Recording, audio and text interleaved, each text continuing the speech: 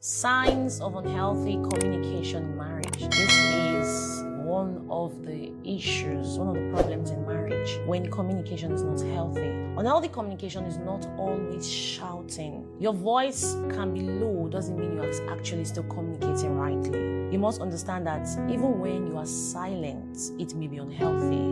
When you are withdrawn, it can also be unhealthy. When you are sarcastic, it can be unhealthy because you can actually be sarcastic, but it's healthy. So let's identify the signs of unhealthy communication. Number one, constant defensiveness. This one is a problem. I've seen it many times in counseling where a couple can come to meet me, complain, and I'm trying to talk to my spouse.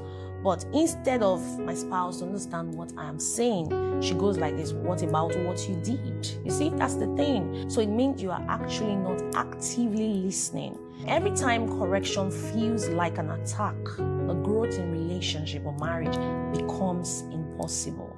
So it's very important that you seek to understand what the person is saying, not throwing blame or not trying to find fault in your partner that has decided to, bring out the problem. So you go like, it's about what you did, it's about what you did, but you haven't understood what the person is saying. That's constant defensiveness. Another sign of unhealthy communication is interrupting and not listening. This was me and my husband's problem for many years, honestly.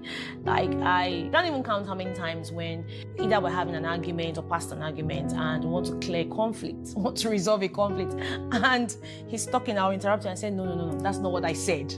No. I mean, he's talking and I'm trying to explain. I'm not even, at the end of the day, what he's angry about, the problem he has brought to me, is not resolved. Even if I say I'm sorry, I end up repeating the same thing. And at the end of the day, you see that you're not even growing. The same thing for him. There were times, when we're having conflicts, resolving our conflict, and, I'm talking, he's interrupting me. At the end of the day, you're not actually listening to yourselves. James 1 verse 19 states, be swift to hear, be slow to speak. When one spouse listens only to respond and not to understand, you can listen to respond, not to understand. We listen, we don't judge. Remember? You can listen and be judging. You're judging your heart, but you're not judging outwardly. When one spouse listens only to respond and not to understand, communication gets broken down. That's the truth. You guys end up not resolving anything. I run premarital counseling classes, sometimes virtually, sometimes physically. And one of the days, an intending couple, they were going to get married. They came to the office and they had a problem. I think I was handling a topic called love language. One of them had an issue and they were talking about it. When the wife-to-be, the fiancé was talking, the guy was interrupting. I'm like, listen. Say, no, she's saying something wrong. I said, but listen.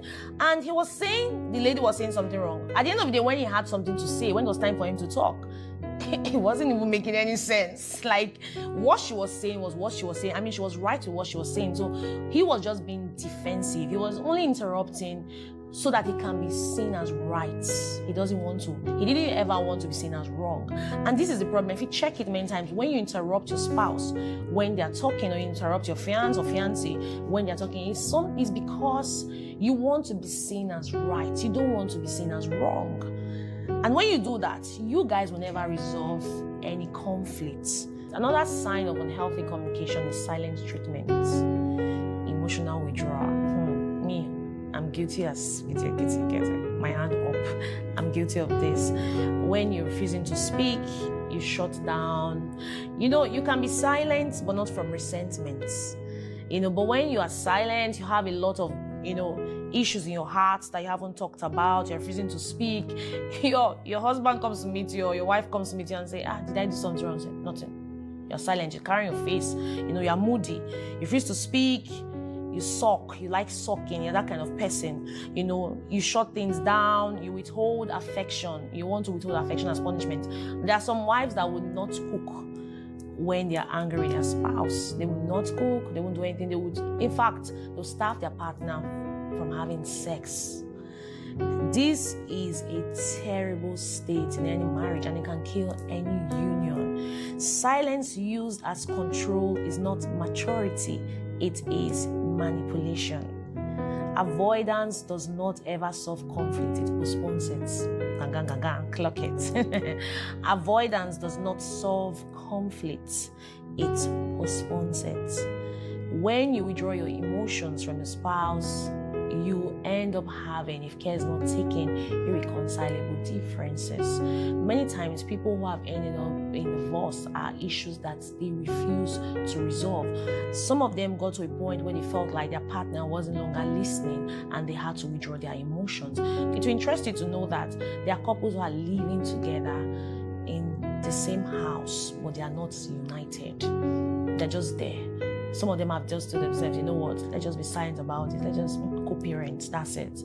You know, no communication going on with them. The only time they ever talk is when they have to pay their kids' school fees, you know, that when they have to just take a decision regarding their kids. After that, they don't talk. Why? Because if you check it, either the wife has grown to that point where she feels like her husband can never understand her, or the husband has grown to that point where he feels like the wife cannot understand. So what they do at that point in time is they just give themselves silent treatment. They withdraw their emotions. Those kind of marriage or those kind of relationship, because what happens in relationship, those kind of relationship or marriage never achieve any success. The union becomes broken. The fourth sign of unhealthy communication is bringing up the past repeatedly. If you are guilty, type it in the comment section. You know, every disagreement becomes a history lesson. You did this. You are talking about today, what happened today. Your partner is talking about what happened 4 years ago. Some you can't even remember. And you won't blame the person, actually. It's not because the person doesn't know how to let go. It's because issues are not resolved. Maybe this kind of marriage is such that either of the spouse, they like to sweep things under the carpet. Or you are that kind of a partner that when your spouse brings up an issue, just be like, you're quick to apologize. You know, you can be quick to apologize, not that you actually understand the problem. It's not the same. You want to just say, I'm sorry for peace, but not true understanding. And many times when you do that, okay, you end up repeating the same problem or the same attitude your spouse is complaining about. And that's why you see those kind of people bring up things from the past. Because why? You never truly understood where the person was coming from, what you actually really did wrong. I mean, we've had those kind of experiences. I used to tell my husband, like, why do you have to bring up this? Why are you bringing up issues from the past? What's going on? Why? Because between both of us, I'm the kind of person that if I just rant, you know, say sorry, I just say sorry and that's it. Or if I rant at you, I'm okay. Let's move forward. Can we move forward? Let's talk about tomorrow and all of that. And my husband is not that kind. He wants us to talk about things in details. Until he's satisfied, he won't stop talking about it. So you are talking about something that happens today. He can bring up things that happened years ago. And you're like, where's this coming from? You know, I've come to realize over time, you know, because I'm maturing, come to realize over time that it's not his fault. It's not a thing with him just wanting to bring up. When I had to sit to evaluate some of the things we have had to deal with, I realized from my end that I didn't even try to understand where he was coming from. And I was also using my personality to deal with his personality. You see, in marriage, for you to succeed in marriage, especially when it has to do with conflict resolution, you have to use the other person's personality to deal with issues. And that's why marriage is a union of two selfless people. If you have to use yourself to deal with issues, you guys will never resolve any conflict. So over the years, I felt like there were some issues that I thought we have passed through. It's over, but I never knew it was not over with him. For me, it's over, like, let's move. And that's how I am, like, naturally. I'm not somebody that likes to really talk about something. I don't like flogging things, you know, but then I am married to someone who, until he talks and is cleared about something, he won't stop talking about it. And it's not bad. You just need to understand who your partner is to be able to communicate effectively. Failure to understand your partner will never make you know the right communication language in your marriage. Somebody shout hallelujah. So bringing up the past repeatedly, when the past is actually repeatedly talked about, you need to find out if your communication has been healthy all right, if you guys are able to sit to really understand yourselves. Number 5, harsh tone and disrespect is a sign of unhealthy communication. I don't want to know how angry you are. I have a close friend. One of the things she taught me was, she said, ANWINLI, if your boss gets you angry, you know, I was working in the corporate world, you know, before I got married, and she taught me something. When I just got married, I used to have, you know, those early, you know, young couple marriage. I used to have a lot of issues with my husband, you know, and I called her one of the days, and she said to me, she said, ANWINLI, if your boss gets you angry, are you going to raise your voice to your boss? Fear no go let me now. That's the truth. I won't be able to raise my voice at my boss. So I remember one of the days that my husband got me really angry. He got me angry, and he was preparing to go to church. He was preparing his sermon. Oh God, this ANWINLI has repented. What I'm about to say, I'm sure some of you have heard it. I banged the door. I kicked his Bible. I was so mad.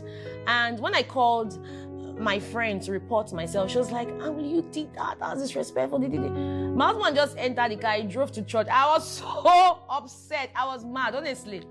And when I called her to report myself, she was like, ANWINLI, you did what? What did you do? And she asked me a question. You know, that was not the only thing, but that was the time I kicked his Bible and banged the door. There were times I've had to like raise my voice, you know, argue it out and be like, we can't be 2 men in this house. So when I called her to, you know, to tell her about it, she's like, ANWINLI, what did you do? How can you do that? What if? I said, no, it's me. This is what he did. She's like, she's not justifying what he did, but if it was my boss, she gave me instances because she's my close friend. So I mean, I've confided in her a couple of times. And she's like, if it was your boss when he did this and this, then could you shout at him? Could you do this and all of that? And that created a scenario. It took time, trust me. It's not something that I just grew up to, you know, that kind of thing. It took me time to mature in that regard, where regardless of what he says to me, I have to maintain a tone. See, it takes spiritual maturity to get there, honestly. And honestly, there's nothing anybody will tell me. It takes the wisdom of God to communicate healthily. I'm telling you the truth. Because many times your spouse will provoke you and you want to raise your voice. You can imagine somebody did something wrong to you and if you are raising your voice, the next thing he tells you is, oh, you are disrespecting me. But guy, you said something wrong to me. And for you to now resolve the issue, you now look like you are the fool. You don't have to apologize and all that. And she had to tell me something. She said, "Only see, if you have to keep on apologizing every time, it shows that you're not growing. See, a fool repeats mistakes. What you could do is, you need to find out, sit down with your husband, evaluate and tell him what is disrespect to him. See, we need to be conscious of how we talk to our spouse, how we talk to our partner. It is not only what is said, it is how it is said. And see, sometimes when I'm talking about the how it is said, I'm not just talking about your voice, your tone, even your body language. I remember one time we had to see our counselor. My husband was really angry with me. What happened? It was a bedroom quarrel. Hey, so we had an argument, and you know, even though I was quiet, I just kept him quiet. But my body language, I was like, you know, that kind of, there's the way you do your body, it shows rudeness. You know, it's not always in your voice, but your body posture. And it was like, he's talking to me, there's the way I'm moving my body. I'm like, I'm sitting down. I say, no, you're sitting down. There's the way even your eyes, the way you're rolling. Then, you know, this kind of gesture you make, that kind of thing, Then, you know, that you may not say, please be fast, but your body language is telling your partner, it's coming to your partner, I beg, hurry up, say what you want to say. No, you like talk before, that kind of thing. He now said it to me. The way you are sitting is like, I should just end this talk. If you know what, just get out. I say, no, that's not what I mean. That's what you know, and you are trying to defend, you're saying, no, it's not, you didn't say it. It's not, you did not say it. You showed it. You don't have to say it, but your body language. So you see, I needed to break it down so that when I say it's how it is said, you're not just looking at the tone of voice. Your body language can give a tone and you can bring issues. You know, when you're trying to resolve issues, many issues can come up if you do not communicate healthily. It's very important that you must take note of it. So a harsh tone, a wrong body language can trigger defensiveness, it can escalate conflicts. Take note of that. My last point is talking to others instead of each other. Talking to others instead of each other. See, many times I've come to realize it as a counselor that when many couples do this, it shows unhealthiness in their communication. Yes, check it. If I diagnose, I'll see that it may either be from either lack of trust, you don't find your partner as a safe place, you feel disrespected, so you're scared. You don't want a downplay on your authority. It could also be a thing of, if I share this with her, not necessarily just disrespect, but she may not give me proper feedback. Sometimes too, it could be as a result of some issues that have not been resolved. So you see that there's really no point talking to yourself. You rather talk to people outside. You see, when such things are happening in your marriage, don't try to stay there. Still find ways to seek counsel. Because if you have to talk to others instead of each other, instead of yourselves, it shows that that kind of union cannot grow. Now, if you're talking to your counselor that's categorized as others and they have to bring you both in, for example, if I'm your counselor and you talk to me and I have to bring you guys in, if you guys are brought to my office and you're not still able to talk about your issues properly, it won't also be resolved when you get home. So you must take note of it. When you complain to friends, you're sharing private frustrations publicly, it is a mark, it's a sign of a relationship that is suffering from healthy communication. So what do you do if you are here? If you find yourself here, it's diagnose. Evaluate your relationship very properly. Or you can meet a counselor because you may not even understand what has made you get here. Ask for help from a counselor. Encourage your partner so both of you can meet a counselor.